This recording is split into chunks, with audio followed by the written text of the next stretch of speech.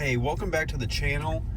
In this video, I'm going to go over range anxiety and how to get over it. And if you're not familiar with what range anxiety is, it is the concern or fear Tesla owner or a new Tesla owner may have about running out of energy, specifically on a road trip.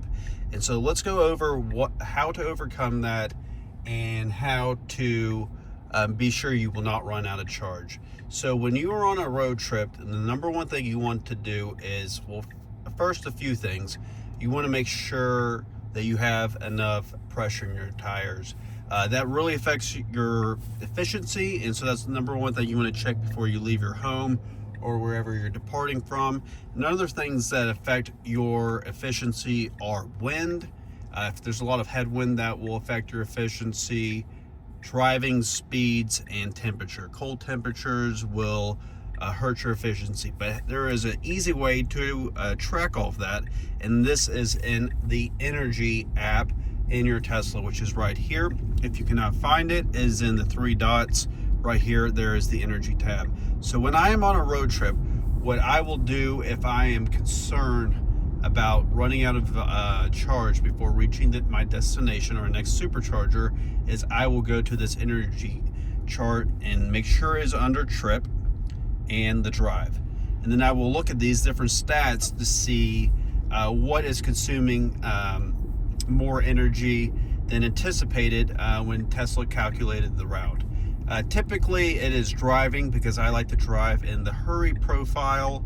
Another thing could be climate. If I'm running the cabin a lot cooler or warmer than anticipated, and then it'll show over here if it's weather related, such as rain or wind, etc.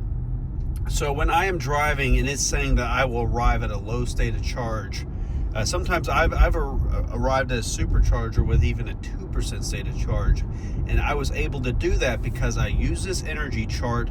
And then when I'm using FSD, say if I'm driving the hurry speed profile, it will show this live projection adjusting as the route progresses. So if it looks like I'm not going to make it to the supercharger, the easiest thing you can do is to just slow down to a lower speed profile. So I would go from hurry to standard, and then over a short period of time, the live projection will adjust. And so as you control the different speed that you're using to make sure that you make it to your destination or the supercharger, this is a term that people like to use called feathering it in. So you can actually make it to a supercharger, and all you have to do is just adjust your speed and use this energy chart. So let's kind of look at an example here.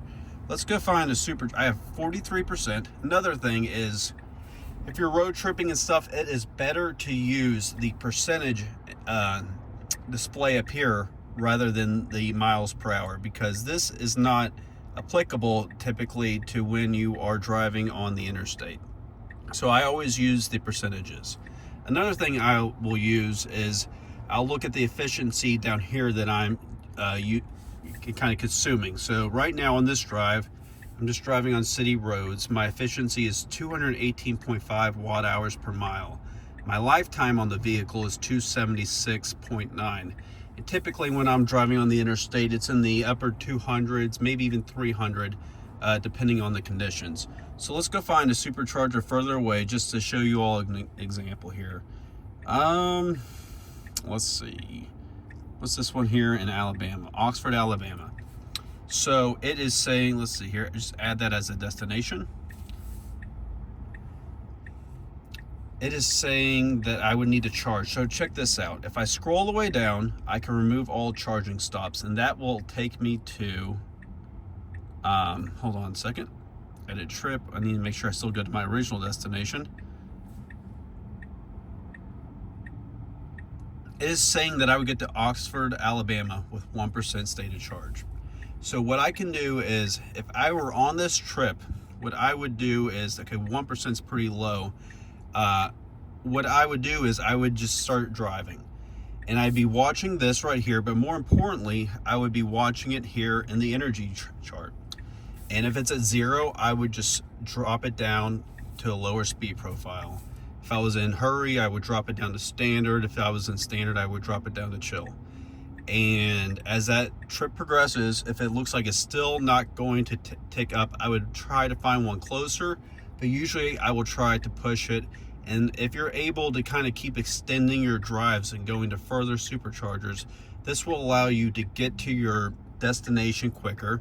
And it's just a matter of what you're comfortable with. I've been doing this for a while, and when I first got my Tesla, I will admit I did have a lot of range anxiety because I was coming from a gas vehicle.